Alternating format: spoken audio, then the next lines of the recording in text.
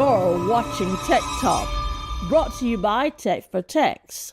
We're a community that supports independent trade with the help of vendors and distributors. We're live Mondays at 8 p.m. London time, and we will be streaming to Facebook, YouTube, and LinkedIn.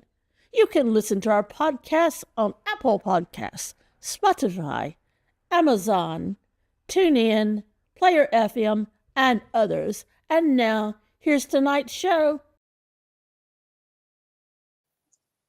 Well, hello everyone. Welcome to Tech for Tech Tech Talk. This is a live show where we try and help your IT business grow. My name's Phil Griffiths. This is... I'm Jenny, and we're your hosts this evening. Yep, we've got Rory and David on the show. We'll introduce them a little bit more in a few seconds. But first of all, can everyone hear and see us? Obviously, we don't want any technical issues, and we don't want to be sitting here for the next hour talking to ourselves. But I don't know, it might be interesting, you never know. But You never know. I can see we've got someone building an emporium. I know who that is. That's going to be Ken in Northumberland. No, he's not in Northumberland, is he? It's Tyneside area. Yeah, he is. I'm getting confused. But anyway. It's the royal family of Mossley. Yes, that's it. And we call him that because his dog is Prince and the other is Duke.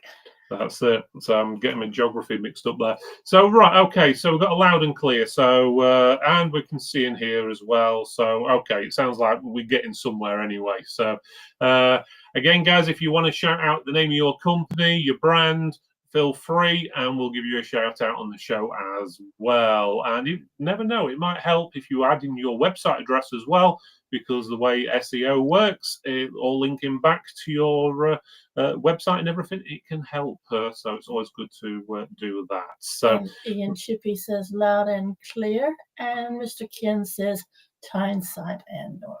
Yeah, so there we go. So, right, okay, so let's start off with Rory and David. I don't know which you guys want to go first, but I'll let you decide.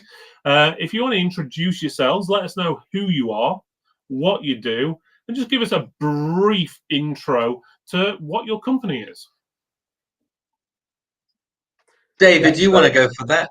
Hi, yeah, I'll jump in. So, hi all, Dave Schubert, and 20 plus years in the IT sector in sales, and very broad range from data protection, data cleansing, all the way through from high-end storage devices, networking, and then security around data, moving through my career, big data world. I've done that side as well. And then, moved into more of doing our own cybersecurity. So that's me, Rory. Yeah, almost a similar background to David. Spent a lot of time coming out of the military and engineering. Moved into Cisco wide area networks when fiber optics was going mad around the world 25 years ago. Stayed within that field, stayed within cybersecurity. Actually then spent a bit of time in enterprise software, GRC software. And after some time decided to come back into the cyber security world with CybrCovr. Okay, sounds pretty good. So, David, just give us like a one paragraph, basically intro about your company or your brand, as in what is it, just to get people's interest before we go any further. No, thank you very much. So, CybrCovr, who we are. So, we are a newly formed business. We are a white label business and reseller. So we white label one specific technology, which we take to market as our own. And the reason we're doing this is because we're seeing a lot of organizations being hacked at the moment. And me and Rory a year ago saw this coming along and down the line and thought there must be something new that people can do and take on as a technology to stop this from happening. So to try and reduce the attack surfaces. We know there was technology out there, but we were just a bit frustrated that nobody was really taking this to market. A lot of people were, in our eyes, selling inferior solutions to try and solve this problem. Is almost drip feeding tech to organizations instead of just getting out there and giving people the tech that they need to protect themselves right now. So what we are about is talking to organizations, trying to understand what their needs and requirements are, and then talking them through a bit of a paradigm shift in how to tackle this, how to save money and not cost the earth to actually protect your organization. And that's what we're here to do. We're here to try and be disruptive, to try and reduce people's costs, because we feel everybody should have security in place to protect their organization, and it shouldn't cost you more than what your business is turning over or anything like that. Some of the numbers we've seen organizations being charged are astronomical. So we're here to stop that, put a line in the sand, and do prevent first as a technology, and then anything after that you've mitigated the risk, so you can really lock everything down. So that's what we're about. That's what we are, and that's what. And I'd add that as a technology, it's an application. So this isn't hardware. Hardware becomes the backbone. So where you're now able to encrypt all data in transit, doesn't matter about the endpoints, and you can now secure the assets as well. So if you've got assets, you can actually encrypt the assets as well as the data in transit. So it's an evolving field, and we've got some slides which we'll go through in a moment. I know you're aware of it, but for those who are listening, please just contact us and we'll give you all the information anyway. But just want to highlight that. I think also what David's saying is there's a need for this now. There is a real need for an alternative to high expense to try and protect your business. The wrapping of technology is now going to mean that if we're not looking outside what we have in front of us as a marketplace, then we're going to suffer the consequences of the marketplace. And that is what we see happening. We see even large businesses suffering the conditions of the marketplace. So the marketplace has to change in our eyes, and we need to support people, SMEs especially, because this is ideal more so for SMEs than large organizations. Large organizations have budgets to then spend on respond and detect and AI solutions. Smaller SME, they can use this type of application, and you can use it easily. We call it street level pricing. It's pure risk elimination from any AI. It's AI proof in essence. But I talk a lot, so that was the brief intro, guys. So you better wait for the actual full explanation in a few seconds. That's right. But obviously, if you want more information about the company, I put QR code on the screen there. It's also in the description. You can scan the QR code or go to the website. My voice is going tonight. But there we go. So we can also see we've got a couple of people in the chat. We've got Eurosoft's Sharon Richards saying evening all. And we've got Welshie Tech saying hello as well. Hi, Sharon. Hi, Welshie. How are you doing tonight? Right. Before we go any further, we're going to go on to the news section. So we're just going to briefly go over TechMax. So Jen's going to run everyone over that. And go from there. So let me just get my screen share turned back on, and hopefully all works as planned. So just give me a second. Nothing works as planned. You know that. Yeah, we know. We know. Just hide the chat. Okay, remove chat. There we go. Just like that. I didn't expect my screen to go away. Yeah, we press hide chat, and what happens? It makes everything else disappear but the chat. Okay, right, here we go. We're getting somewhere now. All right. We are going to talk about TechMax. And speaking of TechMax, we have a sponsor for the evening meal, is it? Yeah, it's the evening meal sponsor. Bill's having to keep me alive today. I've had an earth-shattering day. Anyway, Valkyrie is going to be sponsoring our evening meal, and thank you to Valkyrie for stepping up to do that. Other attendants include TechPoint Distribution, Case King. Oh, my screen just went on. Yeah, just watch the screen on. Thunder X3, In-Game Gear, APNX, Leon Lee, Fantex, Colink, speed it up, Haven, Nitro Concepts, Moser Racing, Shrimplify, Ducky, Aerocool, and TriX.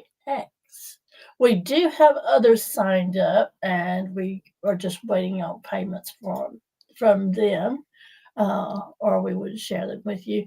If you are signed up and you're watching and your payment hasn't made it yet, you might want to make sure it does, because you don't want to miss out.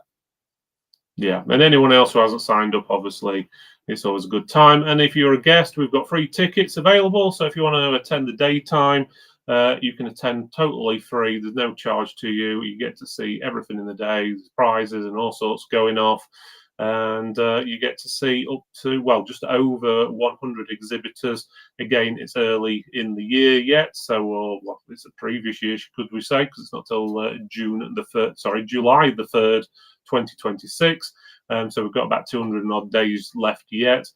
So there will be a lot more we'll be announcing. But saying that, I've got a few in the queue just waiting on payments to come through. Yeah. So, you know, there will be a few. The event starts at 10 o'clock in the morning. Lunch is available and breakfast throughout the day.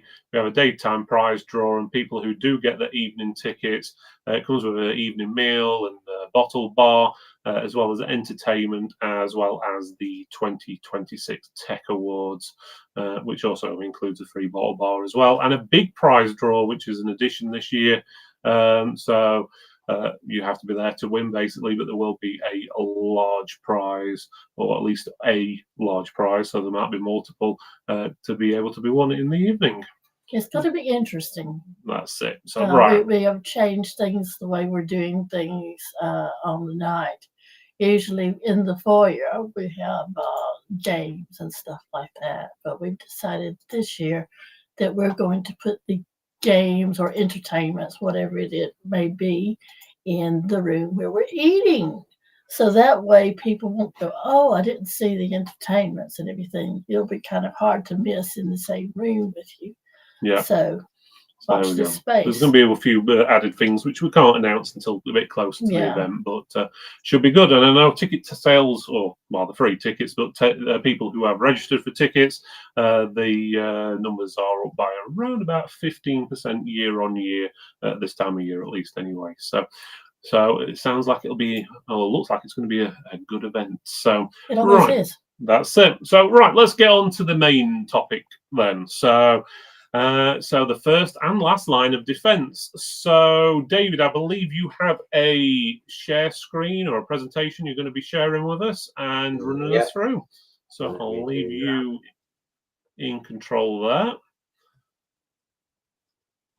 Let me know when you when you get it. So just press share and I'll stick it on the screen. So already done.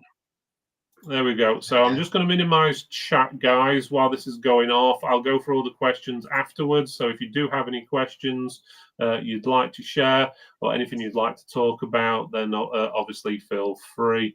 I'm going to put on so we can see each other. Hopefully that's going to work. On that. And the side. There you go. So go ahead. Everyone can see. Okay, so thank you for the opportunity to present CybrCovr. As we briefly touched on, we are about to prevent first. So we are looking at trying to change the paradigm. So if we go on, a lot of people already use the zero trust model. I don't know why my slides aren't moving. Just moved before. You may need to expand it or use a different mouse on this one. It just did it. And it's not doing it. That's how it goes. Technical issues, or as always. See, it's so streaming issues. It's not even letting the owners do it. There you go. How's that? It's one of them things that usually works. So just something just to throw a curveball in. So we're all, if you're not already, but most people are aware of zero trust technology that's out there at the minute. And zero trust came along as a methodology in 2010, and it was always seen as just a methodology. A lot of people used it as a bit of a buzzword and attached it to their technology. So overnight, people were doing backup recovery of data, and all of a sudden they were zero trust technologies. And they took it out to a market to say we could help you in the event of a cyber attack. So if somebody got in, we could help you get back online quickly, or we could prevent people from taking your data. And the truth is, it was never ever seen as a product. It was always a methodology and a mindset to go around securing your environment. So it's done that. It's got a word out there. It's talked about as it is in terms of securing environment and a tool to help you advance your cybersecurity technology that you've got in place. Where we're coming from is a position of never trust and always verify. So you always verify to your least privilege and in the environment. And what that means is we are locking down the environment so that if anybody does get in, they essentially can't see the data that they want to see. They can't get where they want to get to because the routing that they've come from has been locked down and they can only see certain data. And we can see what's going on if that data tries to move from a permission where it is to a permission that it's not verified to go to. If somebody's trying to remove that data or copy that data out of the environment, we can see that and prevent it.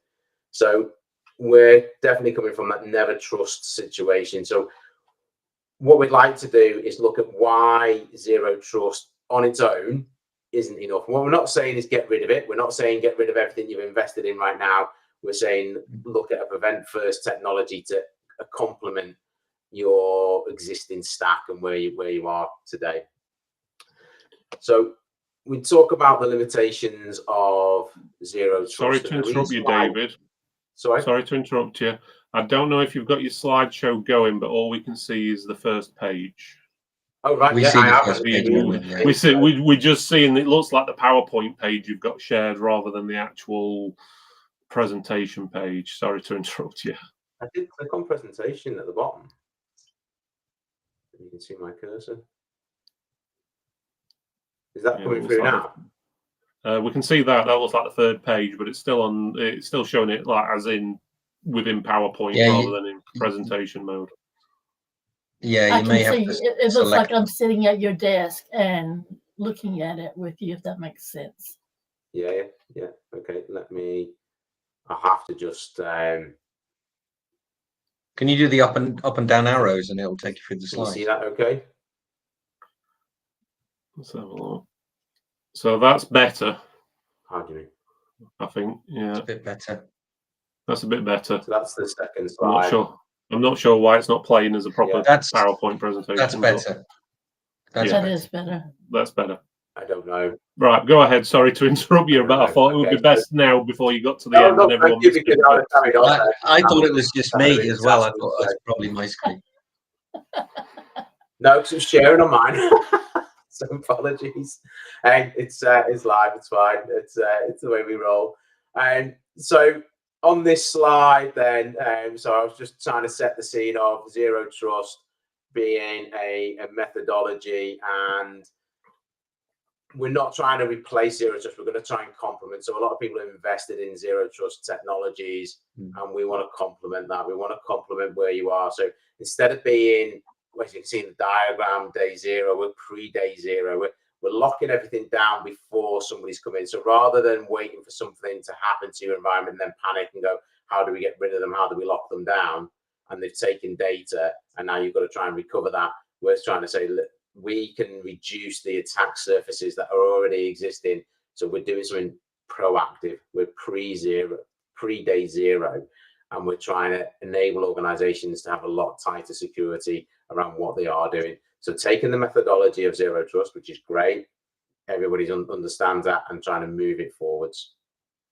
So the reason we're doing that is because the landscape is constantly changing. We've gone from zero trust, which has, a reactive nature to the technologies that are out there. So the reactive to something already getting into the environment, and they're bound by network limitations. So if you've got open ports, which we have to share data, people are getting in. People are getting in via Wi-Fi devices now, whether they be alarm systems, CCTV systems. anything that they can get in through, the people are hacking through those systems to get into your environment. So what we're saying is lock that down. You've got complexity of data being sat in the cloud. You've got legacy environments, and you've got all this remote access. We've got the age now of AI, which is really, really moving things along very quickly in terms of how can people, without even a coding background, probably try and hack an environment now or build something to try and be malicious. We've got quantum computing coming in the future, not too distant future, and how that will be able to read so much data that it would take even just computers of today years and years to do, humans hundreds of years to read that data. It's doing it in hours, you know. So that's really scary, because that's going to start cracking a lot of the tech that we've got in place around zero trust and the other technologies in place as well. So the question comes now is, how do we go beyond just verification? How do we remove attack surfaces entirely, if that's possible, or at least lock them down for 95% of attack surfaces or 99%? So we're trying to reduce what is actually visible and what can be gone after. So that's my intro into CybrCovr. That's what we're trying to do, and that's what we're trying to give people access to this technology so they can be more secure. I'll hand over to Rory to run through the next slides. Thank you, Dave. I think to roll on from what David's saying is, nobody in the world can say you can eliminate all risk 100%. There is always going to be some decimal point somewhere that happens in the future, but for most part we can actually use that to say, are there systems out there that can get us to that point? And there are systems out there that can do it now, and they're commercially available. And the point that we came together this last year and looked at this and said, is there something out there that's beyond zero trust? Yes, there is. It's Prevent First. There's a community of Prevent First vendors now that's formed in Europe, and I think that's a big statement, actually, not just for UK but Europe, because ultimately the operating systems are the problems, and if we can tackle those problems, then we hopefully can evolve, and our actual coding and operating systems can evolve to have inbuilt security as well as what we're talking about today. So Prevent First, in our eyes, is a logical evolution. It is the logical evolution of zero trust. So we remove the attack surface. With any chance of an attack surface affecting any of your, I call it assets, infrastructure. I wouldn't necessarily call it infrastructure per se, but all your assets, your devices, your key databases, your servers, you can protect all of them, and you can encrypt all data that's within that. So modern attackers exploit exposure. So then it's not just weak passwords anymore. And as David said, it's going to be multi-factor authentication. When you're talking about quantum, is going to be able to find a solution to hack it. So what are we looking at? How do we combat that into the future? And how do we stop people from exploiting it? And I think the answer is Prevent First. And I think it's operationalizing everything that we've had 15 years of zero trust on. And that's why we're moving into the sphere as CybrCovr, because we see the value in that. Next slide, Dave. So we're talking about a paradigm shift, and actually it's the biggest bugbear that we have is people think that it can't be true. This is a panacea, the silver bullet. It is true. It is actually true. You can protect your businesses now. But the major players don't want you to know this.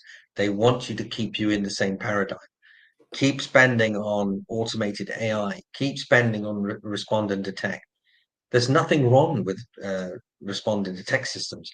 You need them. It's good to have them in place. But do you need to be spending 10x your budget to keep your company secure.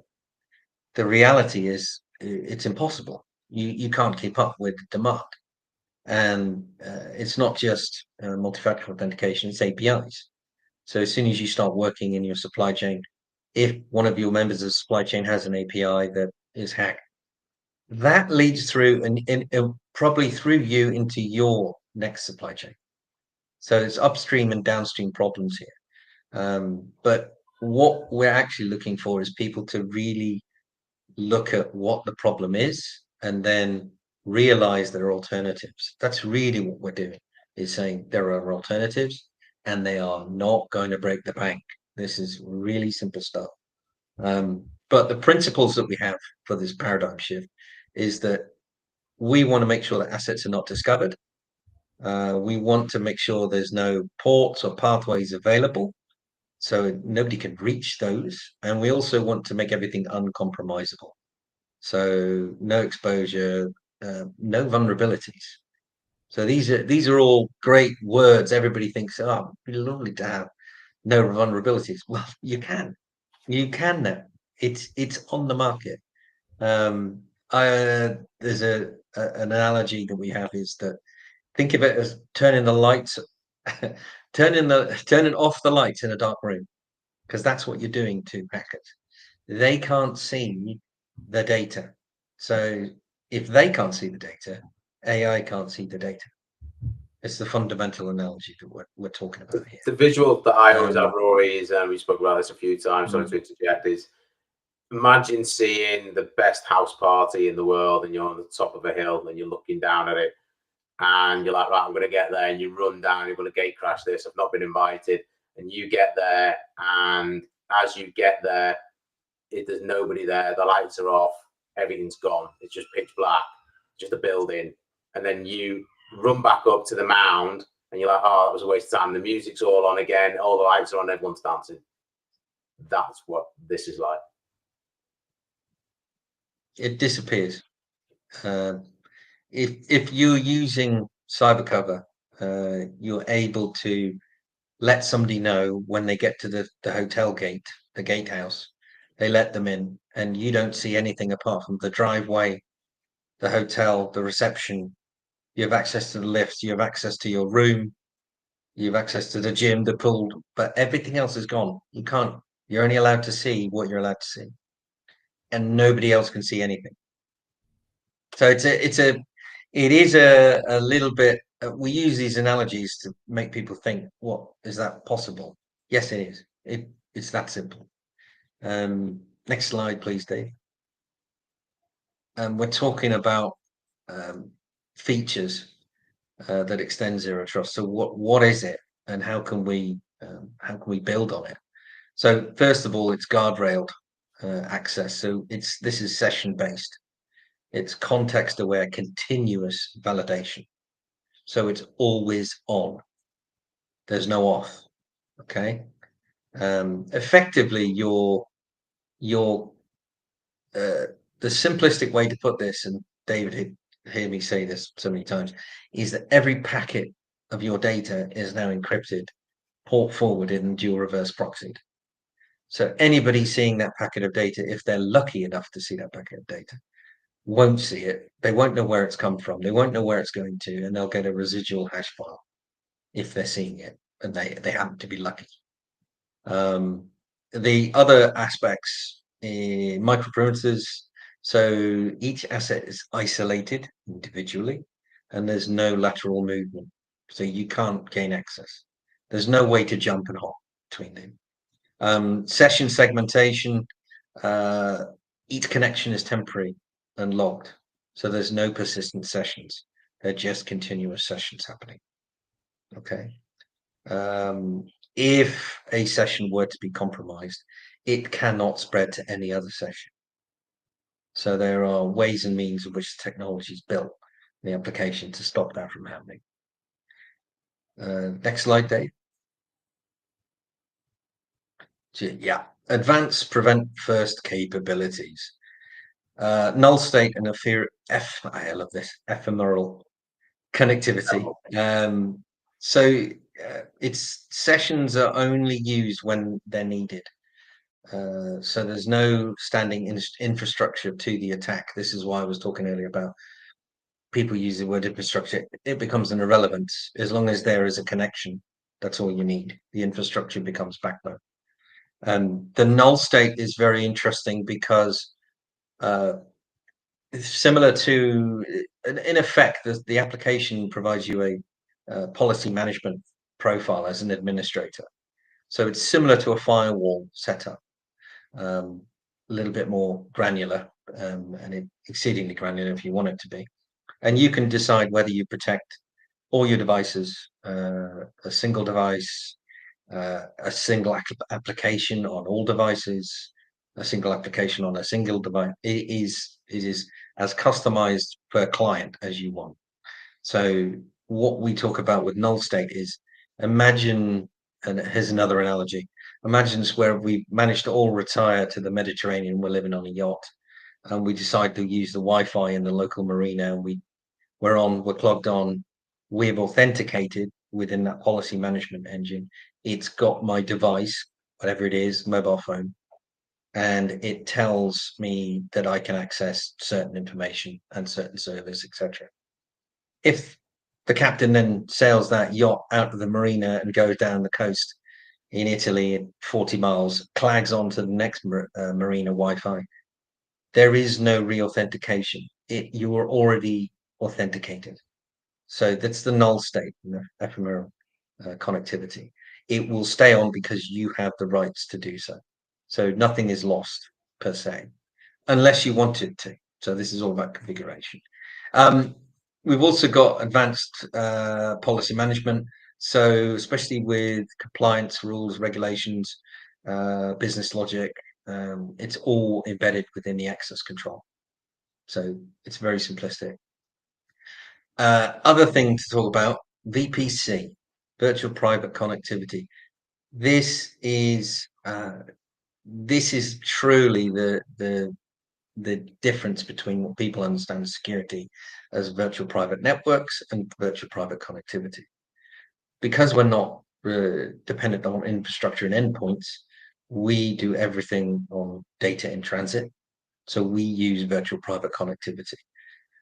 We've got a client, which is a partner over in Europe, who has taken down all the VPNs, and they're an MSP. And because they realize it's redundant, they kept it, and then they realized, well, actually, we don't need it anymore. And they started taking that off for their clients as well because they're using VPC. So there's an awful lot of power in this application that we're talking about. VPNs, I think what we're trying to do by getting rid of VPNs and UVPC is to make any type of exposure mathematically impossible. So it's not just about making it harder, it's making it impossible. A colleague of mine says to me, it's like lining up the Milky Way. If you can line up the Milky Way and you've got a chance that you might be able to intercept something. So obviously that may change with the advent of quantum computing, but there's still that's something that we've been talking to with various other partners about putting in quantum resilience networks, etc., because they will handle any type of quantum encryption upgrade, and we can look after the fundamentals of AI protection as well. So protection from being hacked via AI. Next slide, please, Dave. I called it intuitive administration. This is basically some of the slides that we've taken when starting up on a Windows server. So everything is very much executables, very simple, intuitive. If you've ever run Windows and you've started a file, it's very much the same. Everything is right click, left click, we can do drag and drops. So I think on the next slide you'll see more clarity on that one. Sorry, next one after that. We got one more. Yeah. So this is just a drag and drop. type facility, and that is throughout. We try and make it as easy to administer for the. I mean, this is your core team seeing this information. This isn't necessarily, if you're a larger business, this isn't going to be your client. Yeah, you're going to have so many clients that you use on devices, and it's not going to be anybody outside your admin team that's going to be able to see this. So this could even be you if you're a one-man band just doing it for your particular operations. Okay, I think we're talking about the next slide. I think down. Yes, that's it. Why does Prevent First surpass SASE and SDP? Why does it do it? It's been pushed in the media by saying, "Oh, we do zero." I mean, I'm not going to say competitor names, but they're pretty easy to find out because they're all suggesting that they're in zero trust, and they're not in pure zero. They're not even in pure zero trust, to be honest. Probably a few that are hardware based are, but they are the most expensive type of zero trust you can buy in the globe. So when we're talking about secure access, service edge, we basically, the hybrid role's been pushed too far, and it undertakes to undertake the zero trust baseline. So what we've done is we like to think that it improves performance, but still exposes. And we've lost David. Okay. I'm still here. Oh, you're still here. Yep. I'm not sure what happened there. It kicked you out and kicked you back in again. So that's all right. I was so secure it's fighting him. Security. It's probably telling me to wind it up, which I'm going to do in a minute. I'm going to say, just looking at the time, yeah, you better get on if you want to do the Q&A at the end. Exactly. So what we're doing is trying to improve performance on these that are in the market. That's what we're trying to do, and it does, and it removes discoverability altogether. So there's no visible surface. There's no reactive dependency. And that's why we're not about reducing exposure, we're removing exposure. So next slide, please, Dave. This is the last from me before I hand back. So because we've got no exposure, we've got no opportunity, there's no IP addresses that can be seen. We don't need network level trust anymore. We don't need a VPN. There's no standing pathways. There's no connectivity that can be exploited because they can't see the connectivity. So there's no, and also there's no detect after attack dependency, i.e., do you need to then go after the attack do you need to do that? Yeah, you could do. It's going to be quite costly, and that's where the market's been pushed, is that you're looking at a lot of tools that will go off and do this. Google have done a really good job of it, and again, you could do it. You could try and find out the information. The chances of you finding out who it is are really, really difficult in this day and age. So it's going to be very expensive to do it, but you can do it. It's possible. So there's no exposed IPs. There's no standing connections. There's no reactive human or AI detection that is needed and can be exposed. So Prevent First is a category evolution. It's not an incremental improvement. It's a category evolution. And with that, I will pass back to David. Thanks, Rory. Cheers for that. So yeah, just to emphasize, this is protecting all of your infrastructure, your data, and your applications. But we're on about, as a recap, then reducing 95, shall we say, % of exposure, so attack surfaces, if you wanted. We're on about improving your resilience and your uptime, because by reducing those attack surfaces, you're more likely to have more uptime. Cost, how much does this cost?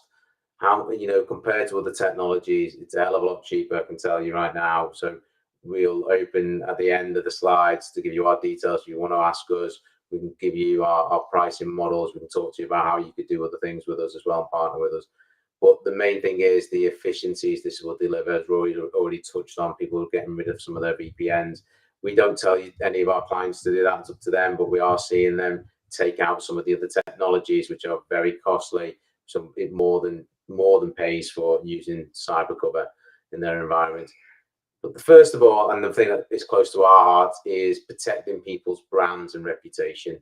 We want to do that in the UK. We want to make all of our brands strong and have rigor and be able to continue working.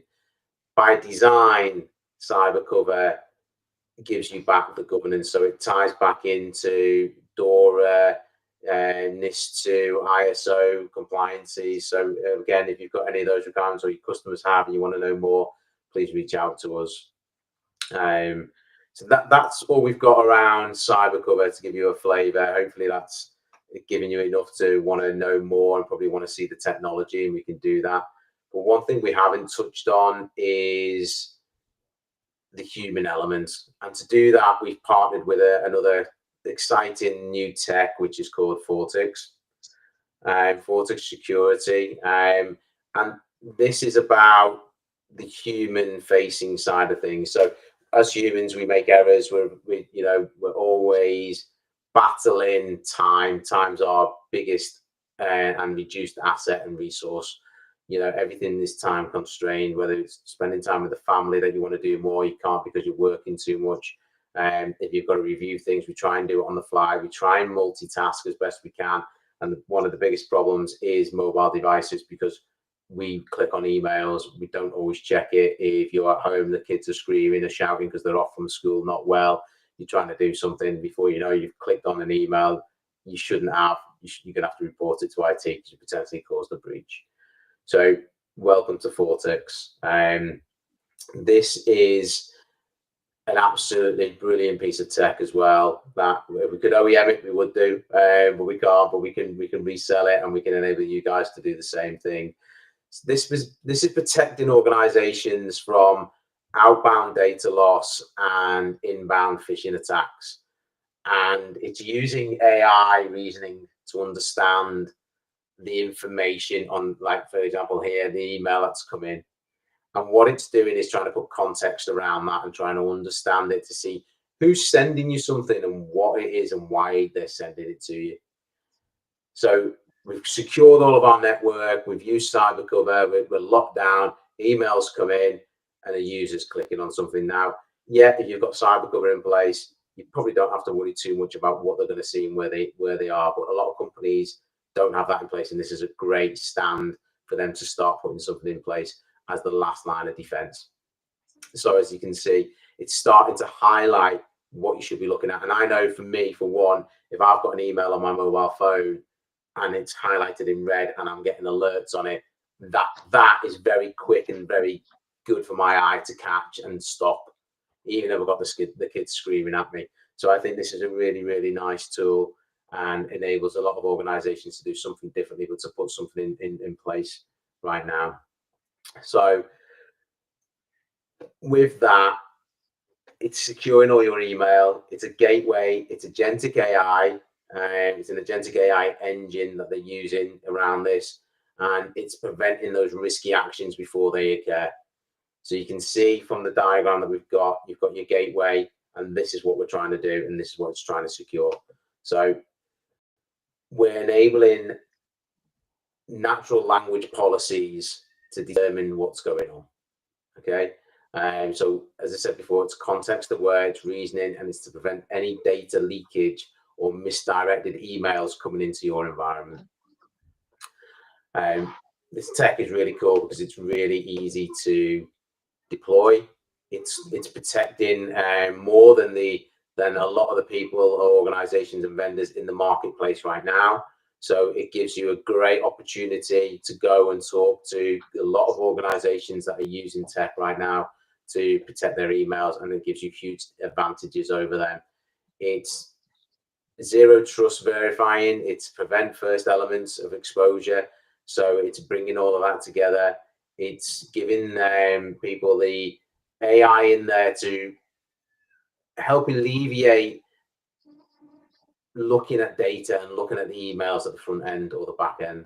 So it's bringing that to the users to enable them to actually start securing the environment and not make those errors. Really cool piece of tech. If you're interested in this as well, please get in touch with us and we can go through it and more. We can do a demo on it and we can introduce you to the guys at Fortix as well.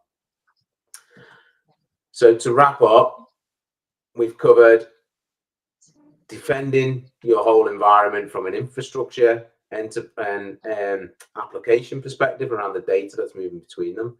We can show you how we can make redundancies around some of the tech that's already in place, but that's up to you as a user or as a reseller or as an OEM provider, because we can enable you to do that on the CybrCovr side. We're trying to talk to you about why SASE and SDP are great at reducing risk, but don't eliminate risk, and in themselves inherently have gaps in them and have attack surfaces that they bring to the market. So what we would like to do is extend that to you guys. If you wanted to be a partner with us, you wanted to work with us, you want to see any of the technology, please reach out to us and you can do that. How you can meet compliance by design by using CybrCovr and transform your security posture or your client security posture. And we'd love to talk to you and show you both of these technologies working together. That is us. And that's everything we've got today to show you.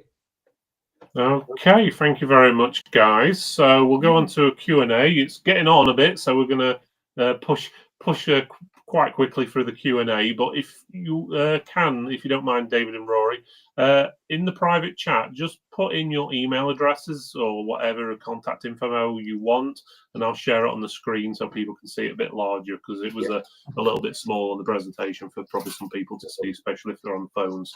And I'll post that in a few seconds. So while you're getting that ready, so guys in chat, if you've got any questions you want to ask these guys, feel free. I know I've got a couple messages that have come through on private chats, and I've got a couple on the screen. So I'm just going to turn the screen on here. So we've got Tim saying, hey, I'm really into this at the moment. How much would you say that businesses underestimate cybersecurity? I'd love to answer that one. There you go. Massively. I don't think there's a time. We're in a to answer it fully, it's changing rapidly because we've massively underestimated the problem. And we decided 25 years ago to have an operating system that hasn't had security inbuilt within its code, all of them. And we're now reaping the rewards of that 25 years later. So businesses will need to think differently, and the businesses that keep talking to us all want to move, and they want to move quickly. The benefit from our side is we're in the market, but we're offering something completely different. We don't really have competitors. We get comparisons, but we don't have competitors in this prevent first. And then, I mean, the title of today was the first line of defense, which is prevent first, and Fortix, which would be the last line of defense, which is human. And human is what they're exploiting. And more so than anything, people look at what happened to Marks and Spencer's. That's an admin multi-factor authentication that was hacked probably years before. That is taken this up a notch. People realize now that it's not just, it's going to affect how we live, and it's rapidly changing that. And it's getting people to really change the paradigm here and go, well, if that doesn't happen, literally shops might close. They will run out of funds. They can't pay their staff because they've been attacked. And it will happen over and over again. It's a real problem. It's a massive problem. And people underestimate what is needed. And unfortunately, one last thing before I shut up. Unfortunately, people think that it costs the earth to protect their business, and that stops people. Or they try and go down the road of what they're being told by cybersecurity experts, because that's what they've been taught is the right thing to do, and everybody's taking baby steps or They're putting a large amount of budget into this. If there's a solution that does take away and eliminates risk for your business, and it costs street level pricing, and it is street level pricing, it makes sense to actually look and see if it's available. And that's our mantra. So this is what we do. We can offer this service to any company that is looking to protect themselves. So. Okay. Just as well, just to add to that, Tim, I don't think organisations and CISOs underestimate cybersecurity. I think it's just there's a lot of pressure on them to go with mainstream vendors to put something in and to kind of pass the buck. And there's been a massive strain on the budget available, and nobody's really come about what we can offer to the market right now. So if you think about all the outsourcing that's going on, outsourcing was seen as a great way from a CFO to save costs. So I don't think it's necessarily the IT division's issue. I think it's a business issue. I think organizations want to save cost at every level. There seems to have been a shift in how we operate organizations, that if I can cut cost out of your organization and save you a load of money, I'm a hero, and I'll go on to the next one, on to the next organization, and do the same and same again. And that seems to be the KPIs that are given to finance and to procurement. It's not what are the risks, what are the risks, and do they outweigh the financial impact of outsourcing and doing something cheaper? You think you're getting the same level of service, and I think those organizations are now realizing that, and they're getting hit with the pain. Marks and Spencer's profit was down 10%. They still made a profit after everything's gone out after this of 3 or 4 million, but it's down 99%. JLR's profit's going to be down probably something similar, probably 99% as well, and God knows what that's going to be.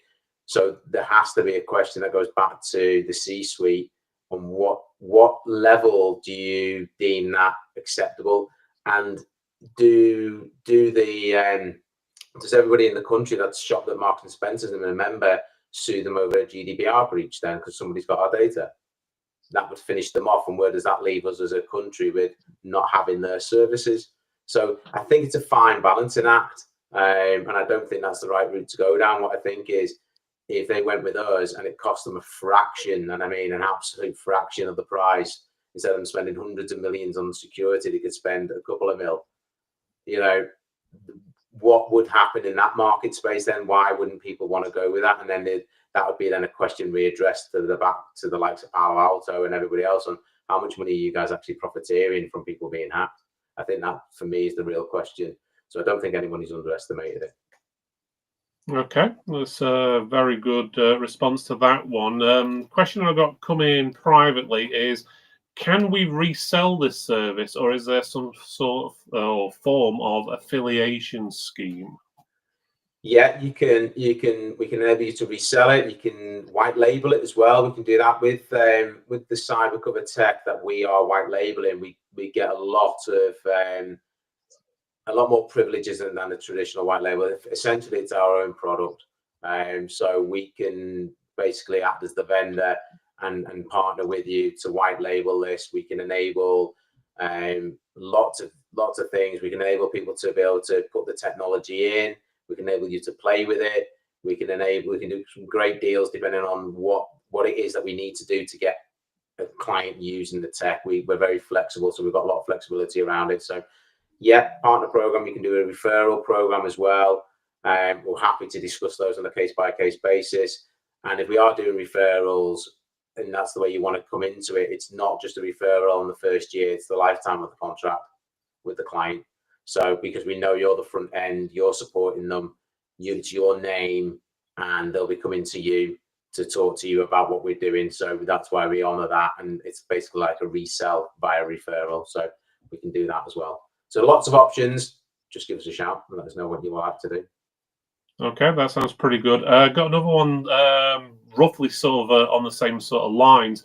Is this aimed at, or can you aim it at, or is it price efficient to aim at consumers, or is it just designed for small, medium, large businesses? It is more. It's more designed for SME and businesses, where you sort of large rather than consumers. The reason for that is more to do with the legality of how this could be used.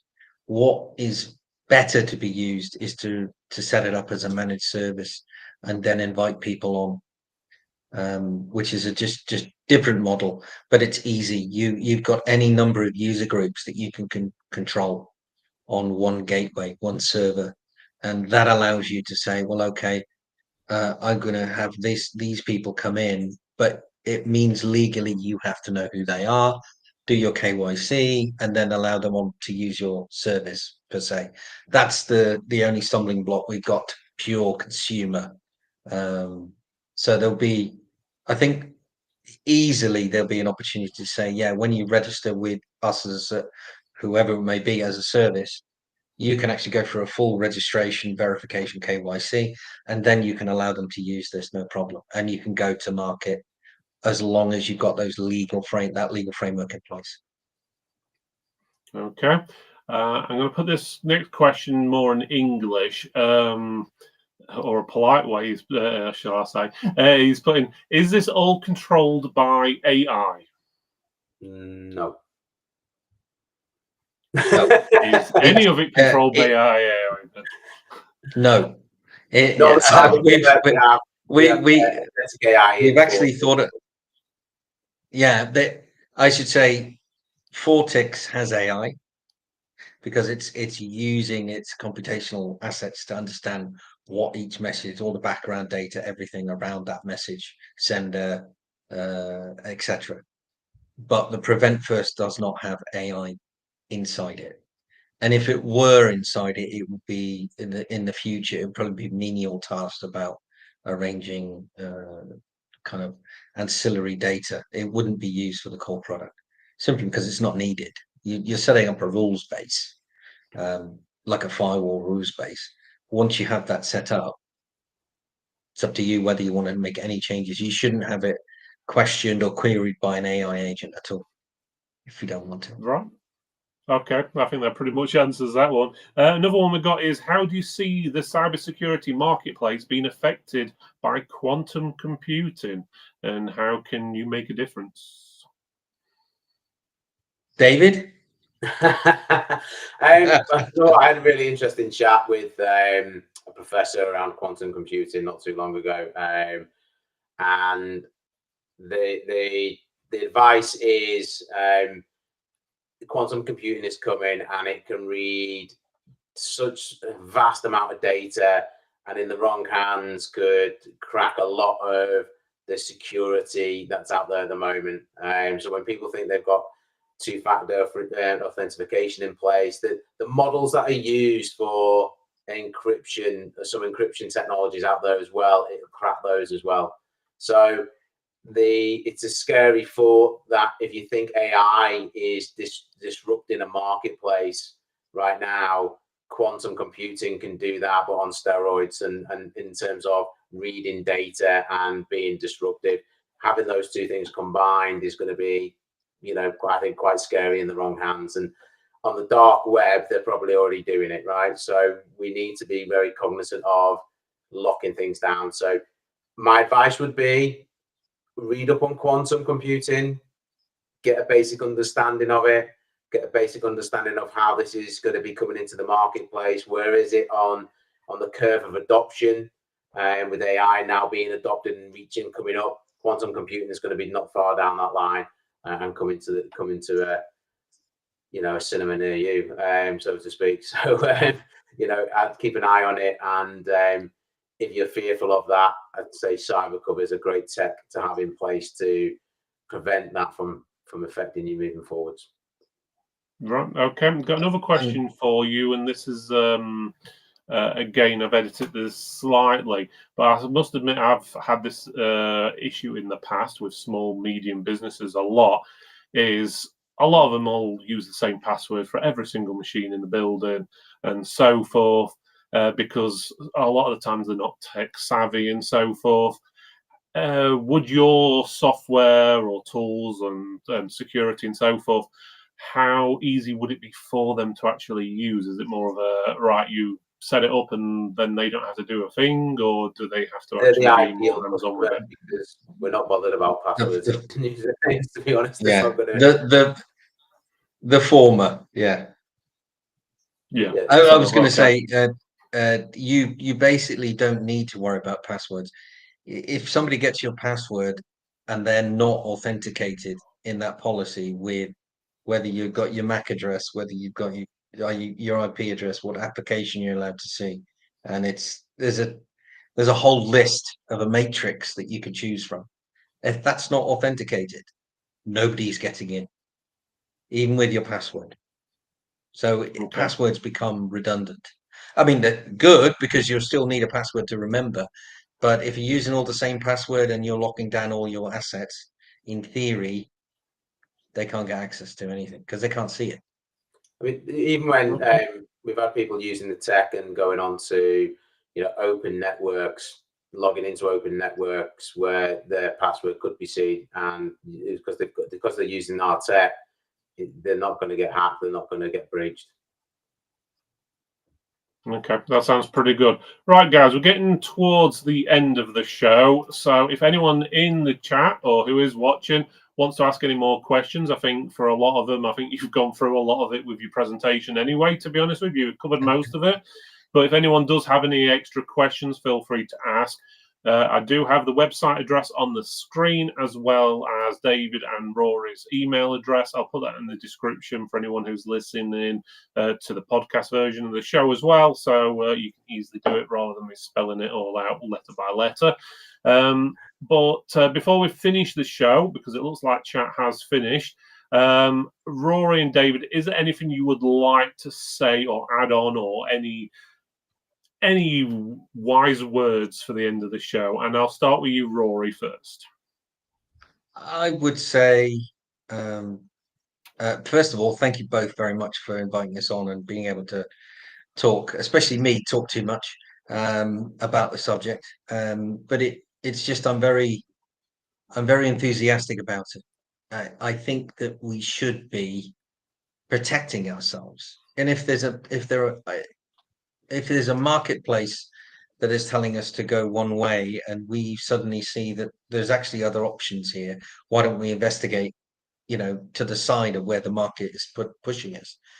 Then that's where you'll find the answers. And it really is a paradigm shift. It's saying, okay, we need to look outside. And when you see somebody like what David and I are putting together, I think you'll see that we do make sense in the modern era, and there is an awful lot of more problematic situations that are going to come down the pipe because the market is just going in one direction, sadly. So yeah, that's my happy closing thoughts. There we go. Don't worry too much about too much talking. It just shows that you're passionate about what you're doing. So there's nothing worse than having someone on the show who's trying to promote the business or whatnot, and they don't have anything to say about it. So I'd rather have it the other way around. Okay, David, over to you. Any last thoughts? No, again, thank you very much for letting us come on.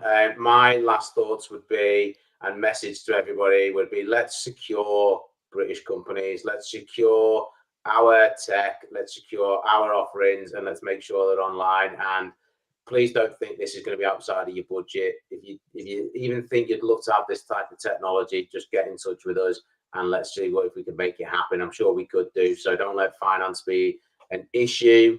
Let's get you up and running. Let's get you secure, and let's get you moving, and let's keep us as Britain up and running.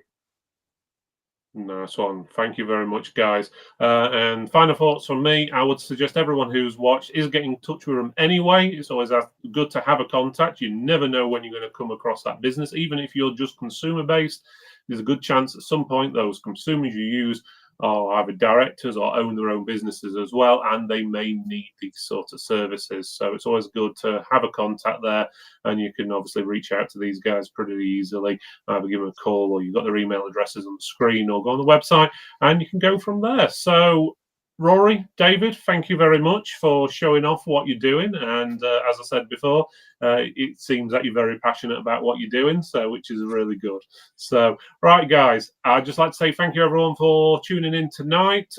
Thanks for watching as usual, and we'll. They're gone. Oh. Oh, you're back. Okay, You're back. It disappeared somewhere. Okay, so we haven't left just that yet. was Bond saying, "Come get me." Yeah, that's the dog. But yeah, so right again, I don't know how much of that you heard, but again, everyone, thank you for watching. We'll see you all next time. The information will be in the description if you're listening along. Thanks again, guys. See you later. Have a good night. Good night. Cheers. Thank you very much. Bye.